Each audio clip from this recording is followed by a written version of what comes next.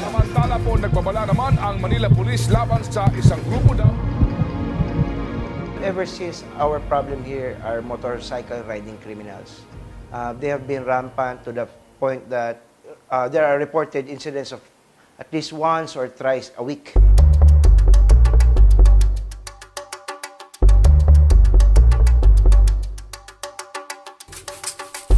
May electrical wire na nakatali sa kanyang leeg na ang pagmuestra ng planong pananakal sa biktima. Sa CCTV, kitang sumugod si Kagawad Cruz bitbit ang baril sa tapat ng bahay ni Pinasok ng mga suspect ang pinto.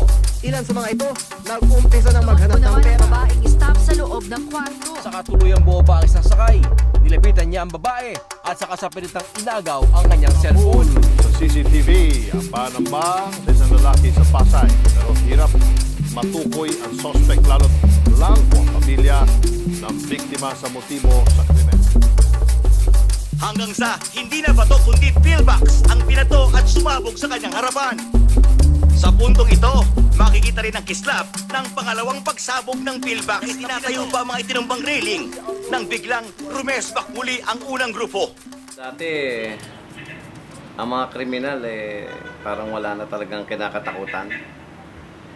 Paulit-ulit siya paggawa ng krimen at yung parusa o multa na sa kanilang gagawin ay hindi nila alintana yon. Wala silang takot gumawa ng krimen. Average daily crime volume has gone down nationwide, has gone down to 49%, so almost 50%. A few years back, we were able to identify our suspects, our motorcycle riding criminal suspects. And most of them were identified into drugs. Ang droga ay napakasama talaga dahil dito sa aming barangay. 80% or more than 80% ng mga krimen na nangyayari dito ay drug-related. Lahat ng mga involved sa krimen ay nasa impluensya ng pinagbabawal na gamot.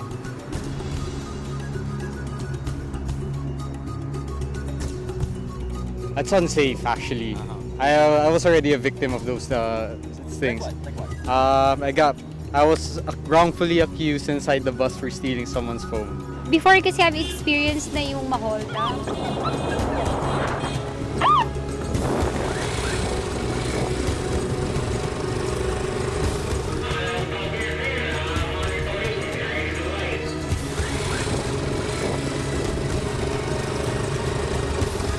Close to 11 o'clock at night. Yeah. Why are you still walking? I'm just gonna visit my friend in Moe's.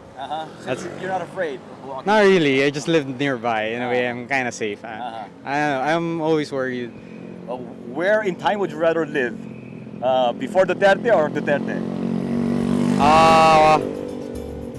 I think Duterte. We feel safer nowadays. Mas secure siya kasi feel ko, since ngayon gabing-gabi na, sa mga ganitong lugar, safe naman po. Kasi yung mga balita ngayon, hindi naman yung tungkol sa may namatay na dalaga or may na-hold up. Usually, mga namatay drug pusher.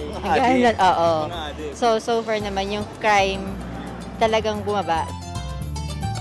Presidents keep on asking me, no, do we feel safer now? And I said, yes. It's only been a few months when our president came into office. We are close to zero in terms of motorcycle riding incidents. We are zero in Akit Bahay. And we have an isolated number of petty crimes like pickpockets in the Timog area or in the perimeter. So it was a very dramatic decline in criminality. Dati yun. Pero ngayon sa pamumuno ng presidente natin, isinasantabi natin ang politika. Sino ba naman ang hindi susuporta sa isang pangulo na yung kanyang dedikasyon at sa ilang maikling panahon na panunungkulan niya ay napakarami niya nang nagawa na hindi nagawa ng mga napakaraming administrasyon na nagdaan. It is much easier now because the relationship of the police and the local community is far much better now, considering that the directive comes from the President. Magkaisa, sama-sama, at ako naniniwala with the leadership ng ating Presidente ay magtatagumpay tayo dito, magtatagumpay. I order the National Police Commission to hasten the conduct of investigation and adjudication.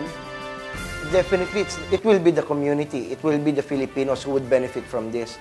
This is just phenomenal. Nobody expected thousands to surrender on their own, and maybe people are really up for change. And that is one effect that we can only see in 1 in a million.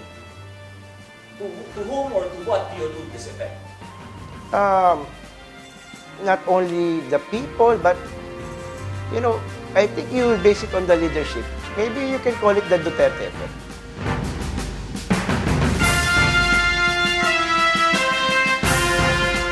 We will not stop until the last drug lord, the last financier, and the last pusher have surrendered or put behind bars or below the ground if they so wish.